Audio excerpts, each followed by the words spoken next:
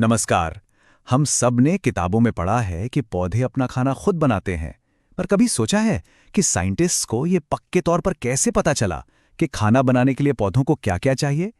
आज हम कुछ बहुत ही दिलचस्प एक्सपेरिमेंट्स के जरिए फोटोसिंथेसिस यानी प्रकाश संश्लेषण के सबूतों को एक-एक करके देखेंगे। तो आज का हमारा सफर कुछ ऐसा रहेगा।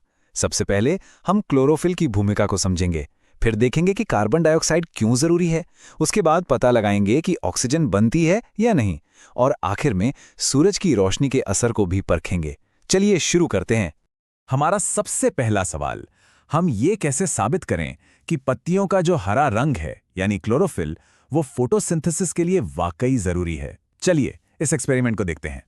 इस एक्सपेरिमेंट के लिए एक बहुत ही खास पत्ती ली गई है, कोलियस की पत्ती। अब इसकी खासियत क्या है? देखिए, इसमें हरे रंग के हिस्से भी हैं और सफेद या पीले रंग के हिस्से भी। जो हरा हिस्सा है वहां क्लोरोफिल भरपूर है और जो सफेद हिस्सा है वहां क्लोरोफिल नहीं है। मतलब एक ही पत्ती पर हमें कंट्रोल और एक्सपेरिमेंट दोनों मिल गए। अच्छा, अगले स्टेप में पत्ती से क्लोरोफिल को हटाया जाता है। कैसे? इसे पहले पानी में और फिर अल्कोहल में उबाला जाता है। इससे होता यह है कि सारा का सारा हरा रंग निकल जाता है और पत्ती एकदम रंगहीन हो जाती है। अब सवाल यह है कि ऐसा करना जरूरी क्यों है? वो इसलिए ताकि जब हम स्टार्च का टेस्ट करें तो उसका रिजल्ट हमें एकदम साफ-साफ दिखे। अल्कोहल से निकालने के बाद इस रंगहीन पत्ती को सादे पानी से अच्छी तरह धो लिया जाता है। ये बस एक छोटा सा लेकिन जरूरी स्टेप है ताकि पत्ती साफ हो जाए और टेस्ट के लिए तैयार हो। और अब आता है सबसे मजेदार और आखिरी स्टेप। पत्ती के ऊपर आयोडीन का सॉल्यूशन डाला जाता है। देखिए, आयोडीन की एक खासियत है, वो जहां भी स्टार्च के संपर्क में आता है वहां का रंग नीला काला कर देता है। तो देखते हैं यहां क्या होता है। और ये रहा रिजल्ट। देखिए, पत्ती के वो हिस्से जो पहले हरे थे वो नीले काले हो गए हैं और जो हिस्से सफेद थे उन पर कोई असर नहीं हुआ। तो इससे क्या साबित हुआ? इससे ये साबित हुआ कि खाना यानी कि स्टार्च सिर्फ वही बना जहां क्लोरोफिल मौजूद था। है ना कमाल? चलिए अब फोटोसिंथेसिस की दूसरी जरूरत यानी कार्बन डाइऑक्साइड पर आते हैं।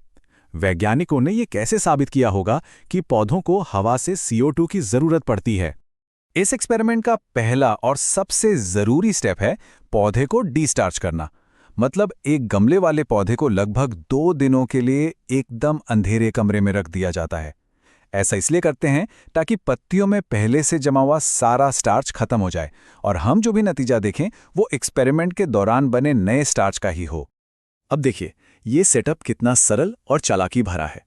पौधे की एक पत्ती का आधा हिस्सा एक बोतल के अंदर डाल दिया गया।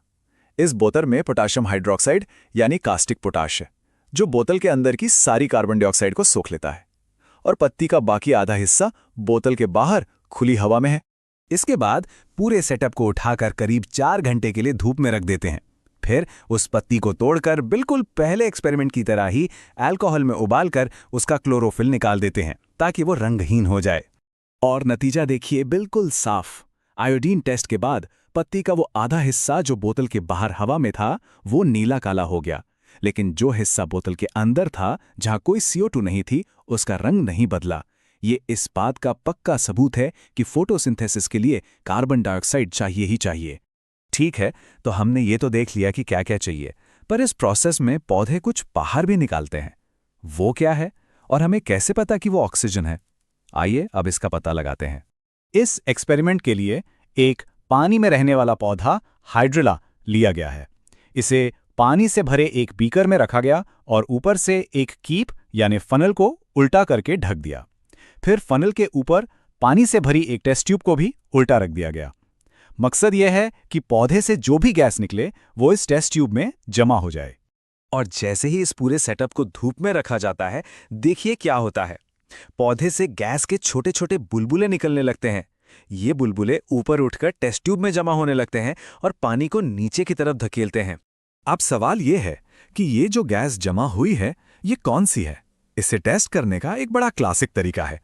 एक जलती हुई तीली को बुझाकर जब उसके सुलगते हुए सिरे को टेस्ट ट्यूब के मुंह के पास लाया जाता है तो वो फिर से जल उठती है।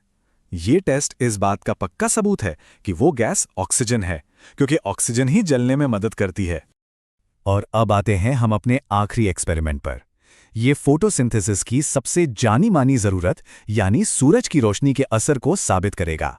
एक बार फिर सही नतीजे के लिए एक्सपेरिमेंट की शुरुआत पौधे को डी-स्टार्च करने से होती है।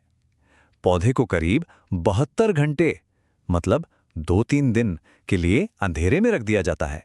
अब दूसरे स्टेप में एक पत्ती के बीच के हिस्से को काले कागज की एक पट्टी से दोनों तरफ से ढक दिया जाता है।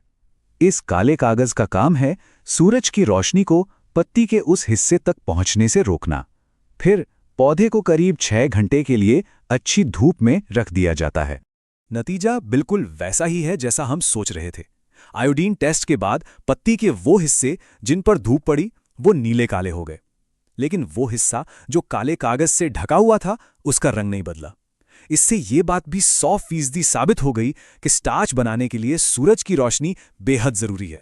तो इन चारों एक्सपेरिमेंट्स के बाद हम किस नतीजे पर पहुंचे? चलिए सारे सबूतों को एक साथ रखकर पूरी कहानी को समझते हैं। ये समरी टेबल सब कुछ एक नज़र में दिखा देती है। क्लोरोफिल के टेस्ट में सिर्फ हरा हिस्सा नीला काला हुआ। CO2 के टेस्ट में सिर्फ पत्ती का बाहरी हिस्सा नीला काला हुआ। ऑक्सीजन के टेस्ट में जलती तीली ने साबित किया कि गैस ऑक्सीजन ही है। और आखिर में सूरज की रोशनी के टेस्ट में सिर्फ खुला हिस्सा ही नीला काला हुआ। सारे सबूत हमारे सामने हैं। और जाते जाते एक बात जरूर सोचेगा, ये कितने सरल से दिखने वाले एक्सपेरिमेंट्स हैं ना? पर अगर ये ना किए गए होते तो शायद धरती पर जीवन को लेकर हमारी समझ आज कुछ और ही होती। यही है साइंटिफिक मेथड की ताकत, जो हमें प्रकृति के सबसे बड़े रहस्यों को समझने में मदद करती है।